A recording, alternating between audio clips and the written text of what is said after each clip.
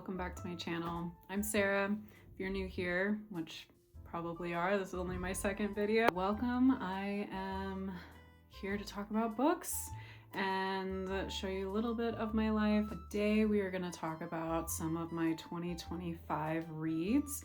I know I'm a little late to the game, but I'm hoping to post this in February, so hopefully not too late to the game. I thought I would run through over the 12 months of 2025, my highest rated books of the month and then my lowest rated books of the month, because I did read over 200 books last year, and going through each of those just sounds like a lot for all of us. So I thought I'd just keep it highest and lowest and go from there. So sit back, grab a drink, and let's get started. All right, so starting off strong. One thing I did go through this list and I was very pleased with myself, and I do have my laptop right behind you, so if I'm looking off to the side, that's why. Looking through this list, I was really happy to see that I did rate quite a few 5 stars. I felt like I had little to none, but going back through this, I was happy to see that I did have quite a few. And it was really interesting to see what I rated 5 stars as well. And now I feel like I need to sit back and see, do I still agree with that looking back, or do I want to change it? I don't know. Right now I'm thinking I'll leave it. That's how I felt at the time. Let's just jump right into it. So in January of 2025, I had a tie for highest books, which was Reign of Shadow and Endings and Storm of Secret and Sorrows, and I rated those both 4.5 stars. Those are part of the Legacy series by Melissa K. Rorick, and yeah, I really, really enjoyed the first few books of that series. Characters are a little flawed, so keep that in mind as you're reading it. I mean, none of them have known love in their life, so they're all trying to just figure that out as they go. This was a fun flip where I've always read Fae to be the most powerful, the heroes of the story, and this was a new flip where there's actually a step above Fae, and that's the Legacy. So our FMC is a Fae, and she is forced into a life of servitude, which all Fae are, and they are there to serve the Legacy. And there's 6 kingdoms to this world, or to the Legacy, and for the first time in a long time, all 6 kingdoms are there to choose a source. You choose a Fae.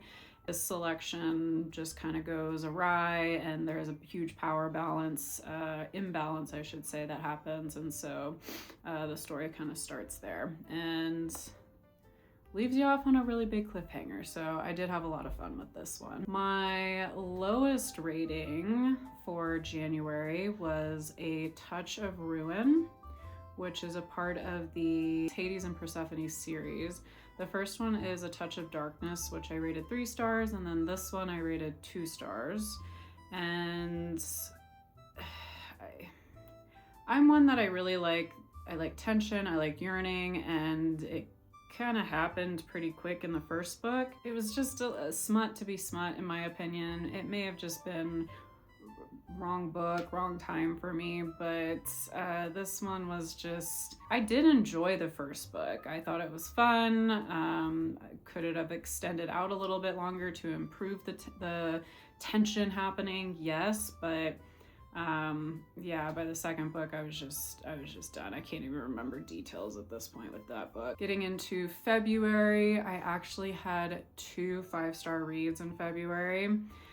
I'll start with the 5 stars because my lowest rating book, I don't know how some people will feel about that. My first 5-star, I did actually read the Magnolia Park series and what's out right now. And Daisy Hates the Great Undoing was my 5-star in there. Honestly, that's a god tier series for me. While that book I think is the only one I rated 5 stars, I think about that series all the time. They are flawed characters, but what I loved about it was that found family. They're still there for each other. There's a cheating trope, and somehow she wrote it to where I was okay with it, which that is never okay with it. Trope, real life scenario, whatever. I'm not okay with the cheating anything, and somehow that one was okay for me.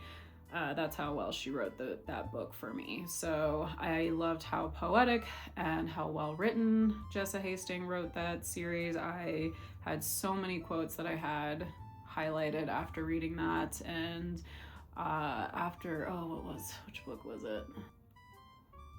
Magnolia Parks, the third book, or no, the second book, because she was total 3. The second book, I just stared at a wall. I remember putting the book down and I just stared at my wall for 5 minutes. And my husband's like, "Are you okay?" And I'm like, "Nope, you gotta leave me alone for a minute." I mean, it was gut-wrenching. So loved that world. I'm ready for the next book. I know none of us know when that one's coming out, but I am ready.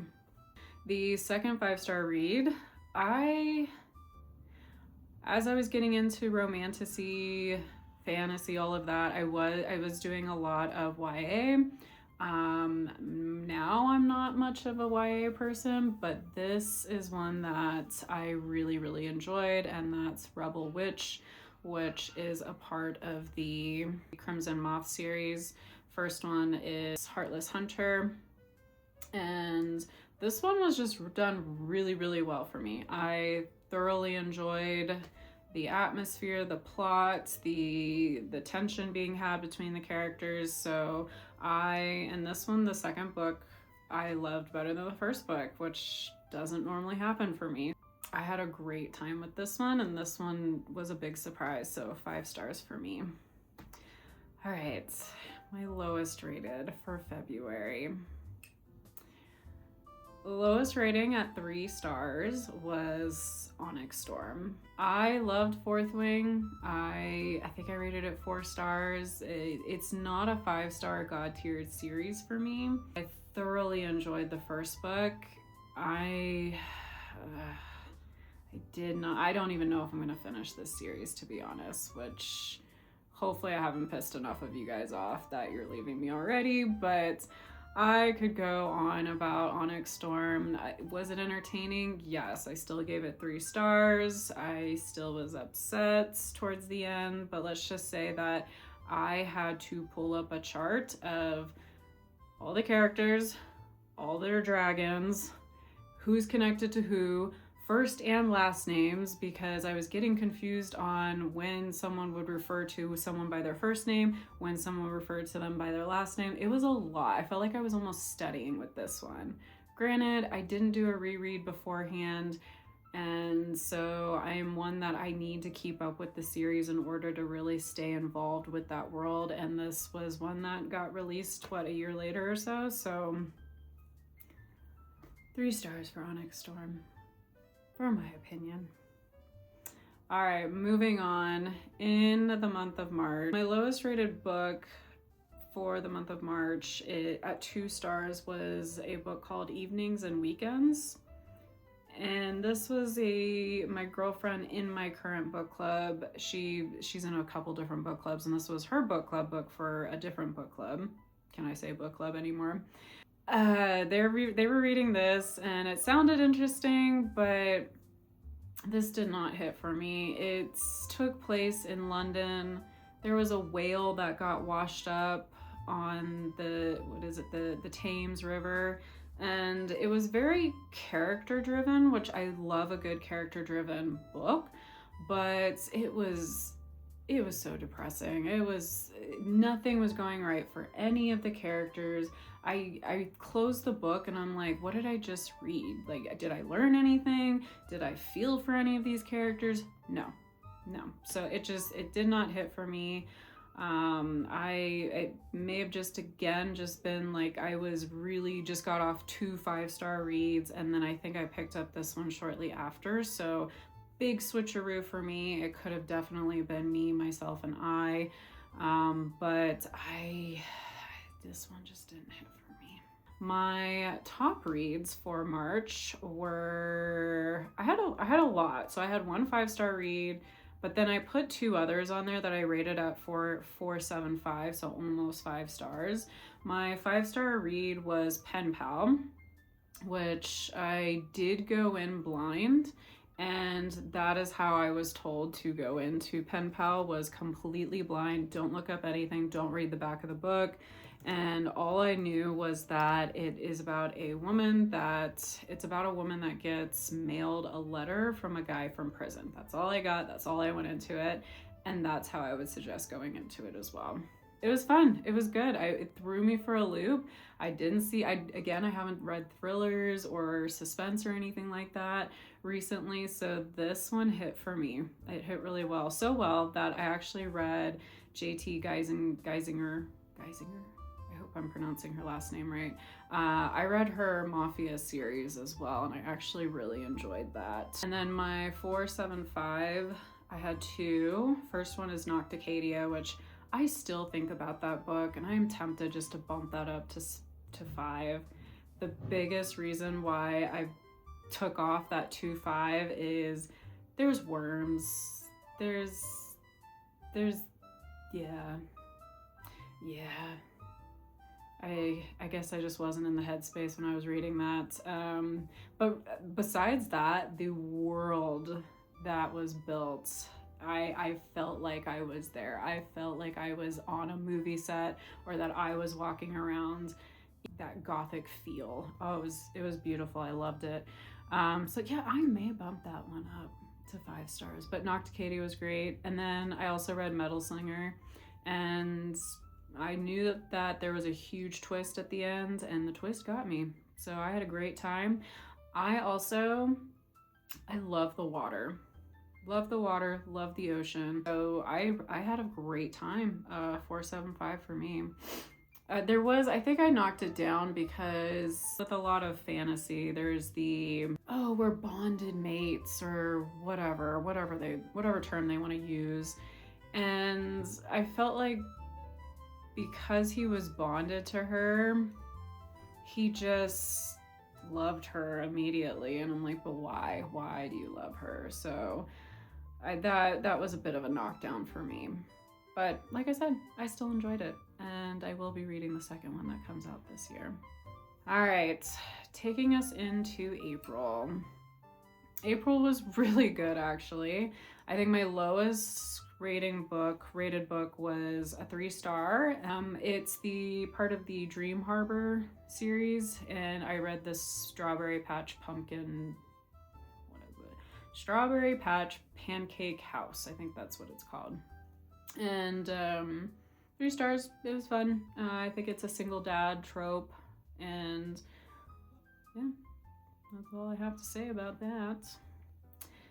And I had a bunch of I had one 5-star and then a couple 4.5 star. My 2 4.5 stars. One was my book club read that month, which was Wedding People. I really enjoyed that. That was fun. It was a bit of a shocker at one point, but once you got over that hump, the characters were just, I loved it. It hit really, really well for me, and it makes me want to go to Rhode Island yesterday. So that's on my list. I may do a reread of The Wedding People if I ever get over there. I really enjoyed it. Happy Place, 4.5 stars by Emily Henry. This one's controversial for a lot of people. It's not a lot of people's favorites of hers, but I really enjoyed it. It's one of my favorites of hers. I liked the dynamic. I liked the group, the friend group. I liked them all coming together. I loved it. And then my 5-star, which was my very first Emily Henry book to read, was Funny Story. This book was one that, as I was getting closer and closer to finishing, I was upset. I put the book down because I didn't want to finish it. I just threw the tea thing into the water. I didn't want to finish it. I didn't want it to be done, and it hit. I had that feeling. It was chef's kiss. I loved it. All right, getting into May, my birthday month. Let's see. So I had another good month here. I started, because I got off my Emily Henry train, or I think I finished all of Emily Henry in April. And so going into May, I needed that feeling. And of course, I was told about Abby Jimenez. Anything close to Emily Henry, read Abby Jimenez. So I did, and I read the Part of Your World series, and I think I rated most, I forget which one I rated, 4.5, 4.25, 4.5, and then 4.75. So cumulatively 4.5 stars altogether. I did have a 5-star in the month of May, and that was the Mindfuck series. I loved it. Oh, it was so good. So good. Oh, this one played in my mind like a true crime, not documentary, but like a crime show. It was so good. He's the detective, she's the serial killer. Goes from there. Another chef's kiss. It was so much fun. So much fun. I would reread this one too. And then my lowest rated for the entire year, I don't know why I finished this. It's Promises and Pomegranates. These were, it's a series. I hear the rest of the series gets better. I don't know if I'm gonna continue on or not, but these are supposed to be based off Greek mythology as well. I think this was another, I wanna say this was another Hades and Persephone's retelling, but I can't even tell you. I just remember being mad that I didn't DNF it, and I was on vacation when I was reading this one too. And I remember my husband like, just be done with it, just be done with it. But I was listening to it on audio and I was like, no, I just want to finish it. I don't know why. If anything, if I get to the point where I'm like pushing myself to finish, I will DNF a book. But I don't know why I wanted to finish this one. Maybe because I heard that the rest of the series was good. Maybe that was it. And so I just wanted to finish, see if something at the end hit. But yeah, this one, I was kicking and screaming finishing this one. So I can't tell you much more about it because I don't remember. I just remember being mad that it wasted my time. Maybe I'll come back to it because I do love Greek mythology, but we'll see. Going into June. Let's see. My lowest rating was at 2.5 stars is the Jasad Heir. I wanted to love this one so much. When I was little, I was obsessed with history, Greek mythology, and Egyptian history especially. And this is an Egyptian fantasy, and expectations were too high, I think, for me, and I shot myself in the foot with this one. But it was, for me, I remember thinking it was a lot of, they say enemies to lovers, but it was more, she was just finding reasons to be mad at him, in my opinion, or to not like him. And it's like, okay. Like, the first 2 times it's fine, but the 5th time that she's just mad to be mad, it was getting frustrating. So this one I just didn't hit with me in terms of feeling that connection between the couple. And then I honestly can't tell you the rest of the story because I think it was just too much in the forefront of my mind, is that the connection between the 2 characters. So 2.5 stars. And then I come off of that, and I know that's a well-loved book. I did read the Priest series by Sierra Simone. Very taboo, but this one hit for me, and I think it was because of the audiobook. The guy that read these audiobooks,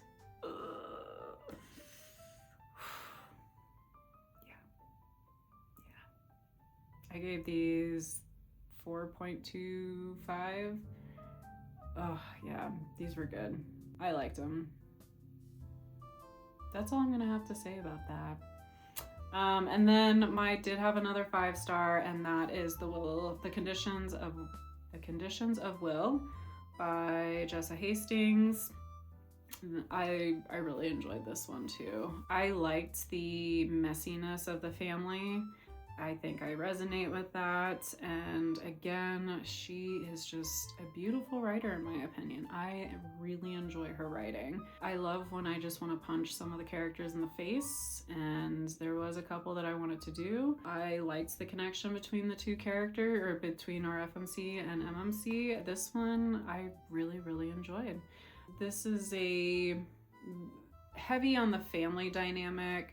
There is a love story, and it's kind of how the family, the siblings, how they do and do not get along, and how they do and do not get over hurdles together. So I really enjoyed this one as well. All right, halfway done. Getting into July. So July, I had 3 5-stars in July. July was a good month. And then my lowest rated was a 3-star, which is still good. My lowest rated were, I read the Never After series, or I started with the first 3 books. I haven't completed that series. Those to me are great, just palette cleansers. So I know I'll be entertained. It hits all my boxes of, I need a little bit of romance, I need a little bit of this, I need a little bit of that, and that's exactly what this series did for me. So nothing that I remember or I'm like, yeah, go read that. The Never After series are, if you haven't read them, each book is loosely based off a Disney story. I almost said princess, but Disney story, because some of the princesses are actually flipped. I really want to read the Little Mermaid one that just came out. I think it's Hexed, because I hear that Ariel's the bitch in this one and Ursula is the FMC. So it's kind of how she writes them, is one of the bad guys always is the hero of the story.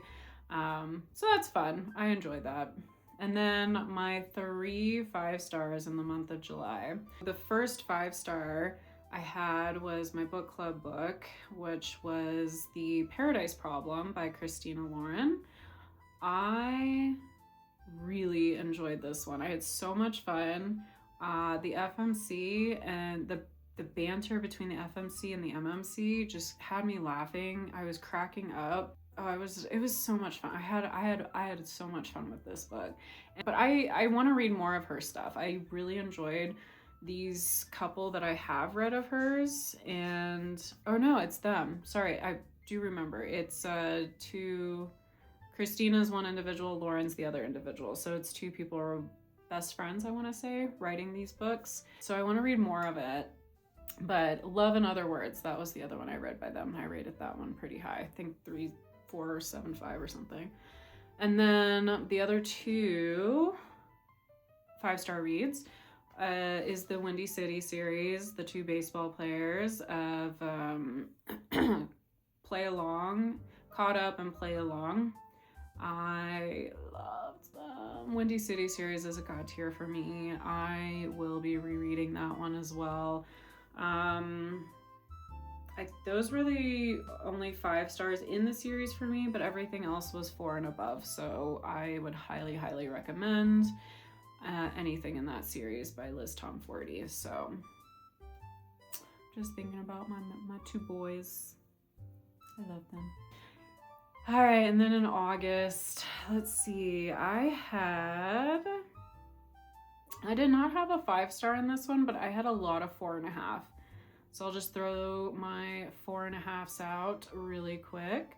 I had the last book in the Windy City series, which is Rewind It Back. I rated 4.5. One Golden Summer by Carly Fortune, A Kiss of Iron, and The Wall of Winnipeg and Me, which was my first Mariana Zapata book, and I'm really excited to read more of her stuff. That was a very thick book, and they didn't kiss until like the last 20% of the book, so I like my tension. And that delivered. My lowest was a 2.5 star, and that is The Crown of Oaths and Curses. I don't remember anything about this book, so we'll leave it at that. Going into September, So again, seasonal reader. I had to start getting into my fall vibes. And I did unfortunately have a 2.5 star, Funny Feelings. I remember this one was it just didn't hit for me. I didn't feel the connection between the main characters. I don't know. I was just hoping for a lot more. And I do think one of the reasons why is I read that one after my 475, which was If It Makes You Happy by Julie Olivia. This was so good. This was everything I wanted in a fall feel contemporary romance. It was perfect. And that epilogue, I loved the epilogue. Loved it. It was beautiful. Absolutely. That's all I'll say about it, but it was beautifully done. I loved it. And then I did have a 5 star in September as well. I read The Invisible Life of Addie LaRue. Keep in mind, when I say read, I would say 90% of my 217 books that I read last year were audiobooks. And yes, I believe that audiobook listening is reading. So I still count all of them. And I did do some research on that because I know there's a huge argument going on about is audiobook reading or not. Well, one, I mean, a book is a book, whether you read it or listen to it. And the research did show that where we interpret all of that information, whether we're visually reading it or we're listening to it, is in the same place in the brain. Now, caveat being, research did show that individuals comprehended a little bit more when they did read. So that's just the takeaway there. And if I can, I love immersive reading. I love listening and reading along at the same time. So that's how I do most of my books. Not that I need to justify any of this. I just love hearing the back and forth on is audiobooks reading or not. I believe it is. Storytelling is storytelling. So that's my 2 cents on that one. But The Invisible Life of Addie LaRue, I listened on audio. It was very well done. Was the whole point of that spiel. Very, very well done. And this was my first V. Schwab book, and I am very excited to read more from her. Yeah, this was a beautiful story, very well told. It is slower paced, which I was surprised that I kept at it, but I couldn't put it down. I needed to know what happens. Oh, yeah. That takes me back to some good times. Very well done. Very well done. October. We are into October. Ooh, yes, this is one of my favorite 5 stars. October, I did read Nightshade. And this, right book, right time. Loved the MMC. The audio was perfect. I think it's dual narration too. And the male that does the MMC, the accent was the weirdest accent I had ever heard. I'm like, what is this? And I think about 30% in, they finally addressed the accent. They're like, what the hell? Where are you from? And so that just made me laugh that they actually addressed it, because it was throwing me for a loop the first 30%. I'm like, why is this? Does the audio narrator just have a very bad accent, or what is this? And they finally addressed that in the story. So I don't know why that I remember all of that, but no, this was, I enjoyed it. There's a little bit of mystery happening. We're in Scotland, we're at a school, we're at a university. It hit all my fall boxes. So 5 stars, can't wait to reread this one. My lowest rated book in October was You're Next by Tate James. It's part of the Devil's Backbone series. So disappointed. The first book I rated 4.5 stars, second book 3.5, and this one I rated 2.5. This starts off very, and I don't want to get too much into it because it's a 3rd book in a series, but let's just say that I felt like the whole what started, and it's a suspense thriller there is romance in it too, but it's like there's this huge mystery happening. By the time you get to the third book, I'm like, okay, what happened to the main point of the story? And it's just about, I didn't know it was a reverse harem either, or a why choose, which I don't think why chooses are my cup of tea. So I don't know. It just didn't hit at all for me. And like I said, it was more, I took the whole why choose out of the equation. I'm like, I really enjoyed the story. The story pulled me in. And I don't know that the third book really addressed the whole series, the whole story, the whole mystery that was happening. So I was just disappointed there. So, and I had not read the third book, and I was telling everybody to read this series and this book. So I was very upset about it because I was really rooting. So, all right, going into November, almost done, guys. So I had a couple low ones, a tie at 275, a rating of 275 is Royal Holiday. This one was good. It was like an older couple who fall in love in London at Christmas time. I was rooting because I'm older as well, and I want to see older romances, and this was cute. It was fine. It didn't hit like I really wanted it to. I was rooting for the couple, but I liked the couple, but it was what it was. I was entertained, but that was it for me. Crown Tide, which is the fourth book in the Light Lark series. I think that's what the series is called, by Alex Astor. I thought this was the last book. I didn't realize there was 5 books. And this girl is drawing things out. And let's just say I almost DNF'd this at 40%. But she did what she does best. And she throws a little bit of a twist into that plot. And I just had to keep going with it. So I was entertained. I did almost DNF'd. I was still entertained. And I think I'm just frustrated. I'm like, you're dragging this out at this point in time.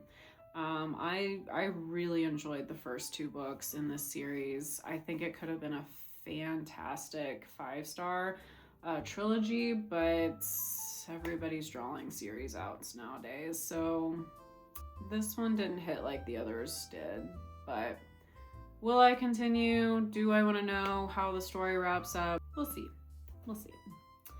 And then December was actually really good. I had a blast in December. I did take quite a lot PTO off, so it was one of my highest. I think I read 20 books in December. Actually, I think I read over 20, but on Fable, it shows how many books you've read by like tens. So if you read, it'll show your first 10, and then once you go into 11, it pops out to 20. And then I think it does the same thing once you hit 21, it pops out to like 30 to see all your little books that you've read within the month. And I didn't like when it popped out to 25, 30.